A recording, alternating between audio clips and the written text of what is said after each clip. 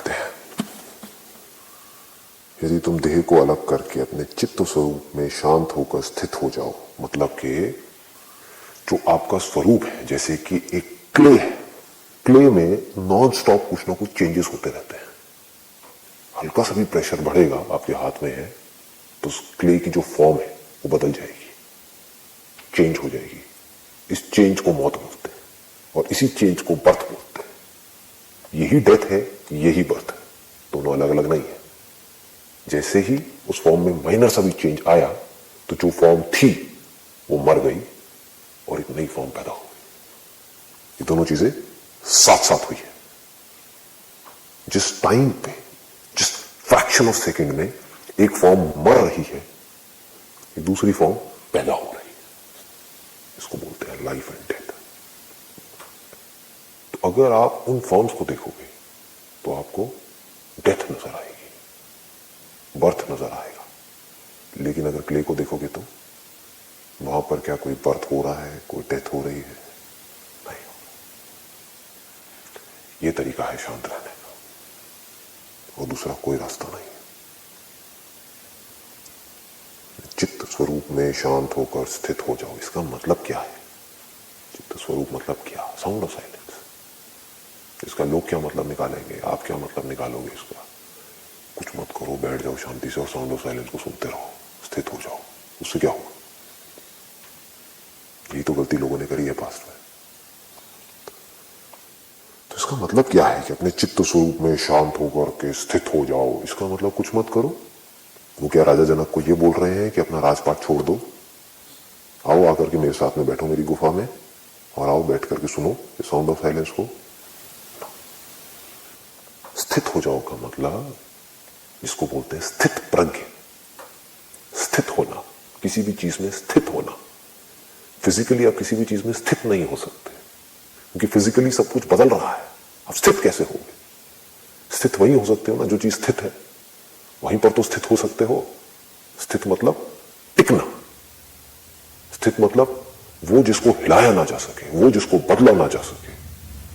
वो कहां हो सकता है? फीलिंग्स में स्थित हो सकते हो। फीलिंग्स एक जैसी आपकी रह सकती है, कभी कोशिश करके देखना। अच्छी फीलिंग के बाद बुरी फीलिंग आ जाती है, बुरी के बाद फिर अच्छी आ जाती है। कभी सब कुछ ही बुरा लगने लग जाता है, कभी सब कुछ ही अच्छा लगने लग जाता है, कभी मूड अच्छा हो जाता है, कभी बुरा हो जाता है। इमोशन में स्थित होने की कोशिश करो कि किसी इंसान के साथ में अच्छा ही रहना है, उसके बारे में अच्छा ही सोचना है, उसके साथ बना के ही रखनी है। नहीं हो सकता, लड़ाई झगड़ा भी होगा। फीलिंग में हम स्थित नहीं हो सकते। इमोशंस में, बॉडी को स्थित करो, हेल्थ में स्थित होकर दिखाओ कि मैं हेल्दी रहूं। इससे बड़ा कोई ट्रैप नहीं है। रह के दिखाओ हेल्दी, इम्पॉसिबल। बहुत सारी चीजें आपके हाथ में नहीं। अभी मेरे यहाँ पे मच्छर बैठा हुआ था, पता नहीं क्या था उस मच्छर के अंदर और क्या अंदर गया है, उसकी वजह से क्या होने वाला है, who knows। थॉट्स में स्थित होकर के दिखाओ कि आपके माइंड में हमेशा एक ही थॉट बना रहे, भगवान भगवान भगवान भगवान, कोई भी नाम पकड़ लो, वही थॉट बना रहे। इम्पॉसिबल। राम नाम आप जप रहे हो, सामने एकदम से कोई ऐसा आदमी आया जिससे आप नफरत करते हैं, जिसको आप पसंद नहीं करते, तो उसका नाम आएगा, राम का नाम आएगा, उसका ही आएगा और आना भी चाहिए। तो स्थित कैसे होते हैं? स्थित सिर्फ वहां हो सकते हैं जो स्थित हो। और इस पूरी दुनिया में स्थित है क्या? सब कुछ तो पैदा हो रहा है, मर रहा है, यानी कि बदल रहा है। चेंज को ही बर्थ और डेथ बोलते हैं, ये कोई अलग नहीं है। स्थित सिर्फ वहां पर हो सकते हो जो स्थित है, और सिर्फ उस लेवल पे हो सकते हो जहां पर स्थित होना पॉसिबल है। तो बॉडी के लेवल पे पॉसिबल नहीं है, फीलिंग्स के लेवल पे पॉसिबल नहीं है, थॉट्स के लेवल पे पॉसिबल नहीं है। तो कहां पॉसिबल है? अंडरस्टैंडिंग, वहां पर स्थित हो सकता है। मैं हूं, इसमें कोई डाउट है? कोई इस पे क्वेश्चन मार्क लगा सकता है? ये नहीं कि मैं हिंदू हूं, मैं मुस्लिम हूं, मैं अच्छा हूं, मैं बुरा हूं, ये नहीं बोल रहा। मैं हूं। क्या कोई भी आदमी आकर के ये बोल सकता है कि मैं नहीं हूं? अगर वो बोल रहा है कि मैं नहीं हूं तो उससे पूछो कौन बोल रहा है कि मैं नहीं हूं? जो है वही तो बोलेगा ना मैं नहीं हूं। ये क्या है? एक समझ है, मैं हूं, इसमें कोई डाउट नहीं है। ये जो मैं हूं है, इसी को कॉन्शियसनेस बोलते हैं। इस मैं हूं के साथ में आप बहुत सारी चीजें जोड़ देते हो, उसको संसार बोलते हैं। मैं लंबा हूं, मैं छोटा हूं, मैं अच्छा हूं, मैं बुरा हूं, मैं समझता नहीं हूं, सारे कॉन्फ्लिक्ट वहीं पर है, मैं हूं में कहीं कोई कॉन्फ्लिक्ट नहीं है। तो ये क्या है? ये एक समझ है, मैं हूं। इस समझ को बदलने का कोई तरीका नहीं है, इट इज कॉन्क्लूसिव। तो यहां पर आप स्थित हो गए, चलो यहां पर तो कोई डाउट नहीं है कि मैं हूं, इस पर मैं कभी भी क्वेश्चन मार्क नहीं लगा सकता। जो आपको दिख रहा है वहां पर आप एक क्वेश्चन मार्क लगा सकते हो, क्योंकि जो दिख रहा है उसको किसी और इंस्ट्रूमेंट से देखो तो कुछ अलग दिखने लग जाएगा।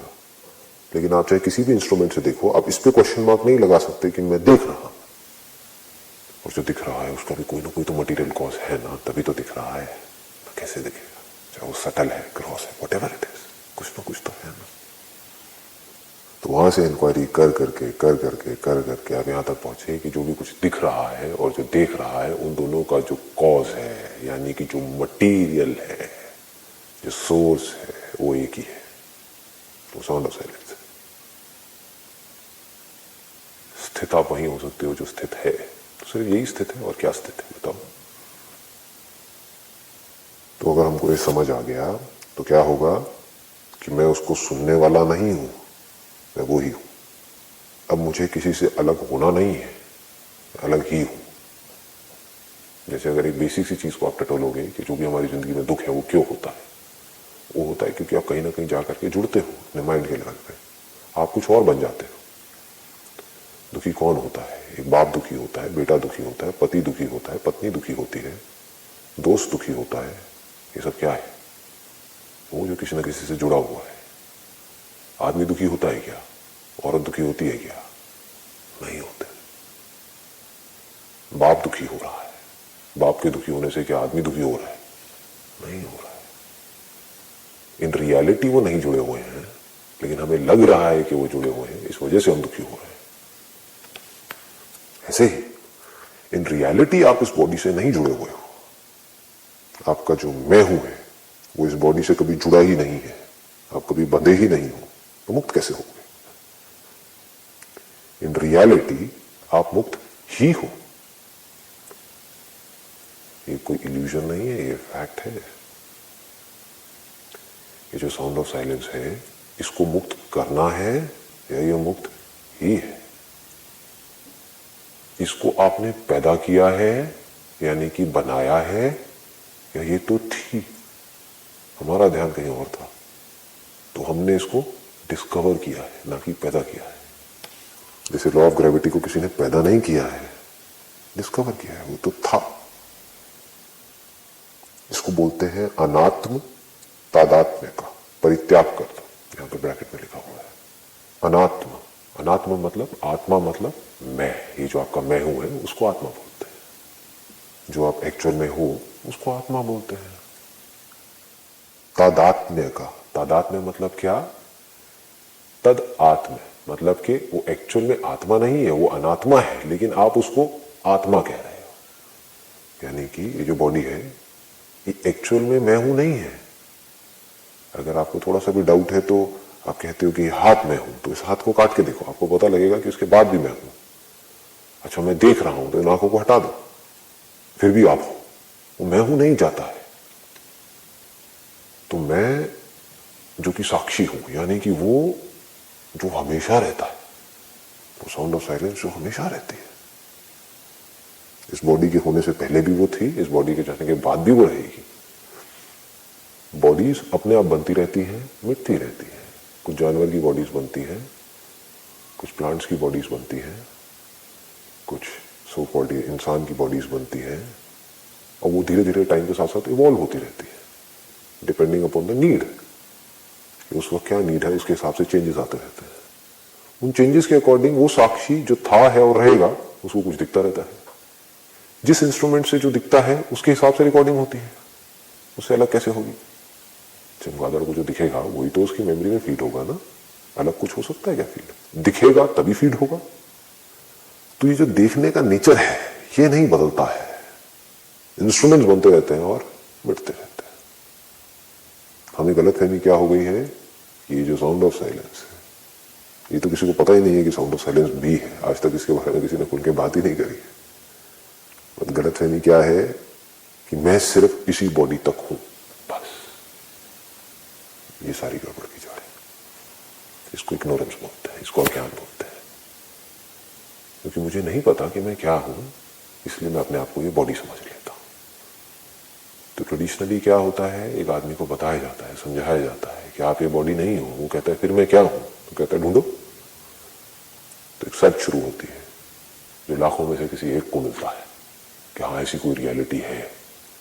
क्योंकि ये मैं हूं मरता नहीं है, मैं हूं चलता रहता है, थॉट्स आते हैं जाते हैं, कभी दिखने लग जाता है, कभी सुनाई देने लग जाता है। ये सब बदलता रहता है depending upon the instrument, depending upon the impressions which are stored in the mind, जिसको थॉट्स बोलते हैं, फीलिंग्स बोलते हैं। उसके अकॉर्डिंग सब कुछ बदल रहा होता है, लेकिन मैं हूं नहीं बदलता है। ये वहीं का वहीं है, ये कभी बूढ़ा नहीं होता है। ये जो मैं हूं आपका है, ये बिल्कुल वैसा ही है जैसा बचपन में था। ये नहीं बूढ़ा हुआ है, ये नहीं बीमार हुआ है।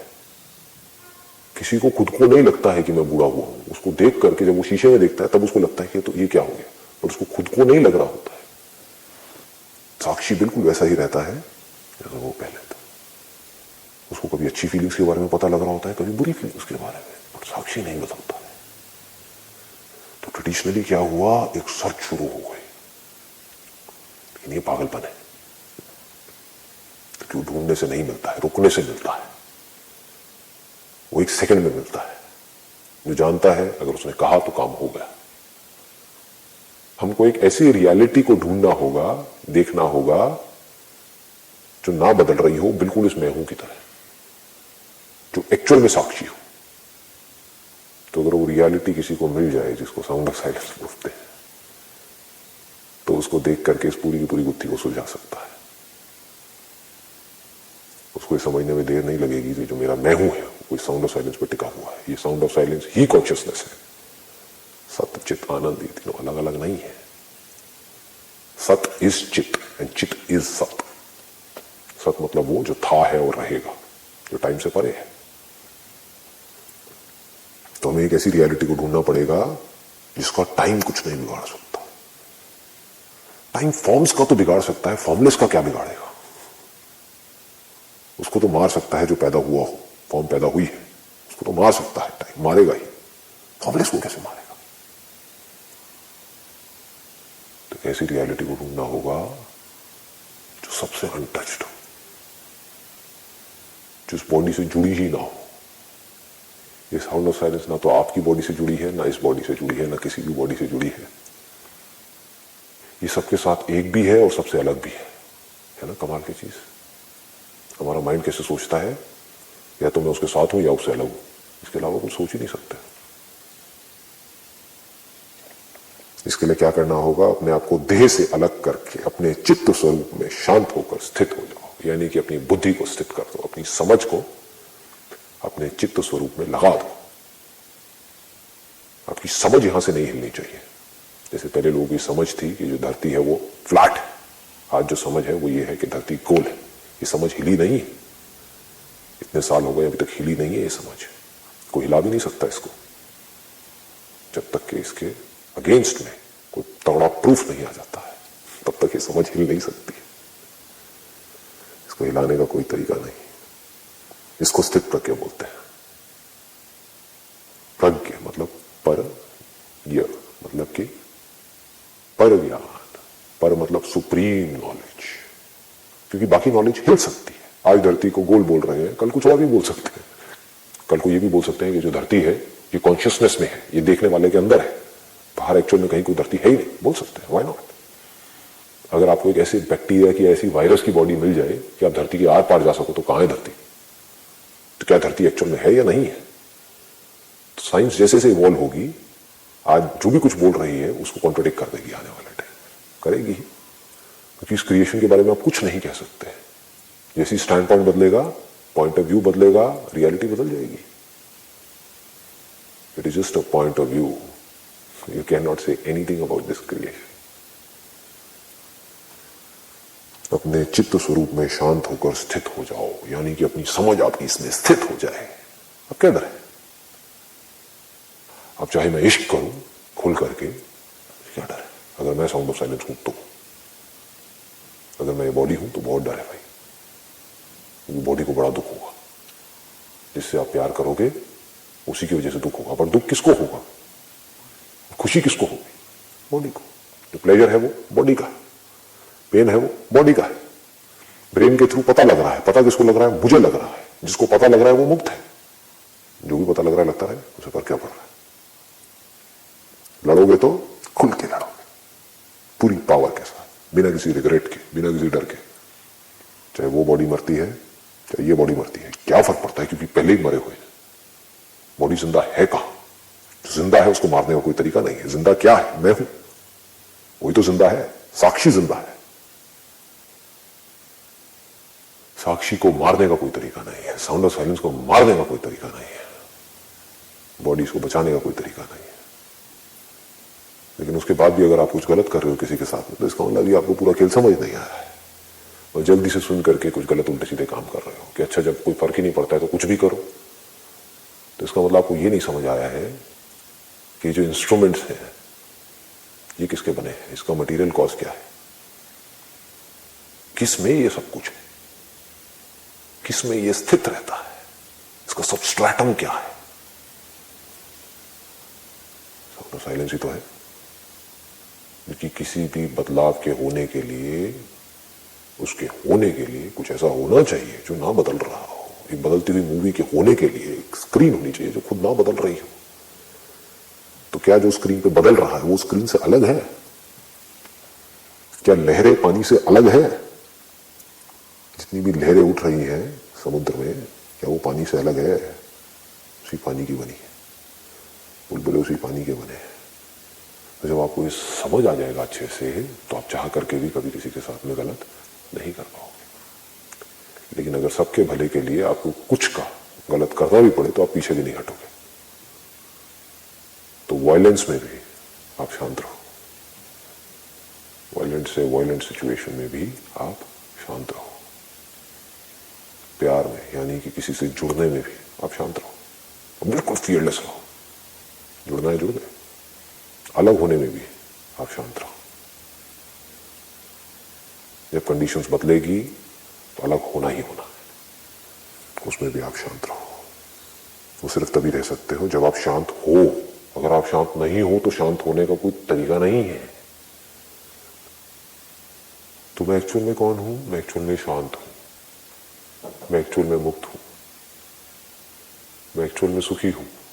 तो सुखी होना नहीं है, शांत होना नहीं है, बंधन मुक्त होना नहीं है। क्योंकि अगर बंधन है तो मुक्त होने का कोई तरीका नहीं है। मैं एक्चुअल में बंधन मुक्त हूं। मैं एक्चुअल में अनटच्ड हूं। मुझे इनफाइनाइट होना नहीं है। मैं एक्चुअल में इनफाइनाइट हूं। तो मुझे आनंद चाहिए नहीं है। जो इनफाइनाइट है वो आनंद में है। जो फाइनाइट है वो दुखी है। जो इनफाइनाइट है वो फियरलेस है। जो फाइनाइट है वो डर में जी रहा है। अगर ये समझ आ गया कि मैं ही साउंड ऑफ साइलेंस हूं तो कुछ करने को रहा ही नहीं। इसको स्थित होना बोलते हैं। तो आप लोगों को क्या करना होगा? धीरे धीरे, सच तो अब आपके सामने है, ढूंढना नहीं है, कहीं जाना नहीं है, कुछ करना नहीं है, सिर्फ समझना है। आराम से टिक करके बैठना है, सुनना है और समझते चले जाना है। और जो समझ रहे हो उसको देखते रहना है। खुद देख लोगे तो वो पक्का हो जाएगा। जो मैंने कहा, अगर खुद भी उस सच को देख लिया, ये सच है कि चाहे आंखें हो चाहे ना हो, आपका मैं हूं नहीं मरता है। आंखों के थ्रू जो भी रिकॉर्ड किया है, चाहे आप उसको देख रहे हो चाहे नहीं देख रहे हो, मैं हूं नहीं मरता है। क्या तो वो मैं हूं किसी साउंड को पकड़ लेता है कानों के थ्रू, या कानों के थ्रू जो भी साउंड अंदर पड़ी हुई है वो भी रिकॉर्डिंग को पकड़ लेता है। अंदर ही अंदर कोई वर्ड्स बोलने लग जाता है और उसकी इमेजेस आ जाती है, जिसको थॉट्स बोलते हैं। लेकिन जिस वक्त ये पूरा खेल भी नहीं चल रहा होता है, कुछ नहीं हो रहा होता है, तब भी आप होते हो। गहरी नींद में जब आपने सब कुछ छोड़ दिया होता है, तब भी आप होते हो। अगर कोई जोर से आवाज लगाए तो आप उठ जाते हो। इसका मतलब आप थे, आप कॉन्शियस थे, अनकॉन्शियस तो नहीं थे। लेकिन ऐसा भी हो सकता है कि आप गहरी नींद में हो और किसी ने आवाज लगाई और आप नहीं उठे। जैसे बोलते हैं कि कोई कोमा में है या आपको एनेस्थीसिया दिया हुआ है, तब क्या होता है? तब ये जो इंस्ट्रूमेंट है इसके अंदर कुछ ऐसे केमिकल्स डाल दिए जाते हैं, वो नर्व्स जिसके थ्रू वो साउंड ट्रैवल करके आनी थी वो अब तक नहीं पहुंच रही है। लेकिन कोमा में भी बोला जाता है कि आदमी देख तो नहीं सकता लेकिन सुन सकता है। तो ये सारे चेंजेस किस में हो रहे हैं? साक्षी में हो रहे हैं, जानने वाले में हो रहे हैं, या जिस बॉडी के थ्रू जाना जा रहा है उसमें हो रहे हैं। जो भी बनता है और बिगड़ता है वो बॉडी का बनता है, बॉडी का बिगड़ता है। क्यों बनता है, क्यों बिगड़ता है? अपने आप, because of the laws of nature. और हमें पूरा खेल समझ नहीं आता है तो हम इसमें इमेजिनेशन बीच में घुसा देते हैं। पास्ट में क्या हुआ, कोई बच्चा टेढ़ा मेढ़ा पैदा हुआ तो लोगों को समझ नहीं आया क्या हुआ है। लोगों ने जाकर के किससे पूछा? ब्राह्मणों से पूछा, साधु महात्माओं से पूछा, संतों से पूछा, वो जिसकी लोग बहुत इज्जत करते हैं, जिनके पैरों में पड़े रहते हैं, अपना दिमाग नहीं लगाते, उनको लगता है सारा दिमाग इन्हीं में है। तो बस जो उनका सुन लिया और मान लिया, अपना दिमाग नहीं लगाया, तो उन्हें भी नहीं समझ आया। क्योंकि लाखों में कोई एक होता है जो एक्चुअल में ज्ञानी होता है, बाकी तो सब ढोंगी पाखंडी होते हैं। चोगा पहन लेने से कोई ज्ञानी नहीं हो जाता है, कोई ऋषि नहीं हो जाता है अपने आप को ऋषि बोलने से। सामने वाले को नहीं पता कि वो पंडित है, ढोंगी है, पाखंडी है या एक्चुअल में ज्ञानी है। तो उसके पास लोग गए कि क्या हुआ, मेरा जो बेटा है ये ऐसा क्यों पैदा हुआ, मैंने ऐसा क्या किया था, मैंने ऐसे कौन से कर्म करे थे? नहीं नहीं, ये तुम्हारे कर्म नहीं है, इसने कुछ पिछले जन्मों में बुरे कर्म करे थे जिसकी वजह से बच्चा टेढ़ा मेढ़ा पैदा हुआ है। लोगों ने मान लिया। तो ऐसा ऐसा इतना कचरा भर चुका है लोगों के दिमाग में कि जो मैं बोल रहा हूं, I am not too sure उसमें से कितना आपको समझ आ रहा होगा और कितना नहीं आ रहा होगा। पिछला जन्म, अगला जन्म, मेरे पुराने कर्म, कौन है ये मैं? पूछते ही नहीं है। किसके कर्म? साक्षी के, उसने तो कोई कर्म किया ही नहीं। किसके कर्म? बॉडी के। बॉडी की क्या करती है? बेचारी इनोसेंट है, जैसी बॉडी मिल गई उसके हिसाब से चल रही है। बॉडी क्या करती है? तो उस वक्त लोगों को समझ नहीं आया तो कहानियां बन गई। लोग इन कहानियों में जी रहे हैं, मजा ही कहानियों में आता है। सच किसको चाहिए? तो कहानियां क्या है कि आपने जरूर पिछले जन्म में कोई बुरे कर्म किए होंगे, इसलिए आपको ऐसा परिवार मिला, इसलिए आप गरीब घर में पैदा हुए हो। आपके साथ जो भी कुछ गलत हो रहा है, क्यों हो रहा है समझ तो किसी को आ नहीं रहा क्यों हो रहा है। कोई ना खुद समझने में इतना दिमाग लगाना चाहता है ना किसी को समझाने में। उसको खुद समझ आएगा तब किसी को समझाएगा ना। हाँ, तो क्या कहा? ये सारे पुराना कर्मों का खेल है। बुरे कर्म किए होंगे, अब कुछ अच्छे कर्म करो तो अगला जन्म अच्छा होगा। खत्म, पीछा छुड़ा लिया। बेवकूफों से अपना पीछा छुड़ाने का बेस्ट तरीका है, अगर कोई ज्ञानी भी है तो। कोई बेवकूफ होगा ज्ञानी जो जाकर के लोगों को समझाने बैठेगा इस पूरे प्रोसेस को, और वो जानता भी होगा तो सामने से बेकार के सवाल आएंगे तो क्या कहेगा? हाँ यही है, तू है ही पापी, मैं पुण्य आत्मा हूं, पड़ा रहे यहां पर मेरे पैरों में, जो मैं कह रहा हूं चुपचाप करता है, चढ़ावा चढ़ा दे। पीछा छूटा उन बेवकूफों से, ये होता है। जबकि आज क्या है? आज अगर आप किसी के पास जाओगे, वो टेढ़ा मेढ़ा क्यों पैदा हुआ है? ये उस बच्चे के कर्म है या उसके माँ बाप के कर्म है? क्योंकि उसके माँ बाप ने उसको पोलियो की खुराक नहीं दी बचपन में, इसलिए उस बच्चे को पोलियो हो गया है, इसलिए उसकी बॉडी टेढ़ी हो गई है। तो किसका बुरा कर्म है? उस बच्चे का बुरा कर्म है या माँ बाप का बुरा कर्म है? ऑब्वियसली माँ बाप का बुरा कर्म है। अगर माँ बाप को नहीं पता होता या वो दवाई नहीं होती और वो नहीं देते तो वो नहीं होता। बट आज दवाई है, टीवी में उन्होंने देखा कि पोलियो की खुराक देनी होती है बच्चे को पैदा होते ही, फिर भी उन्होंने नहीं दी कि क्या फर्क पड़ता है, और उनके बच्चे को पोलियो हो गया। अब साधु जी क्या कह रहे हैं, महात्मा जी क्या कह रहे हैं कि इसने कुछ बुरे कर्म किए होंगे, इसने नहीं करे हैं, इसके माँ बाप ने करे। ये सच है, which nobody can question. Truth is simple. It is straightforward, without any stories, without any further questioning. जो है जैसा है उसको देख लेना, ये सच है।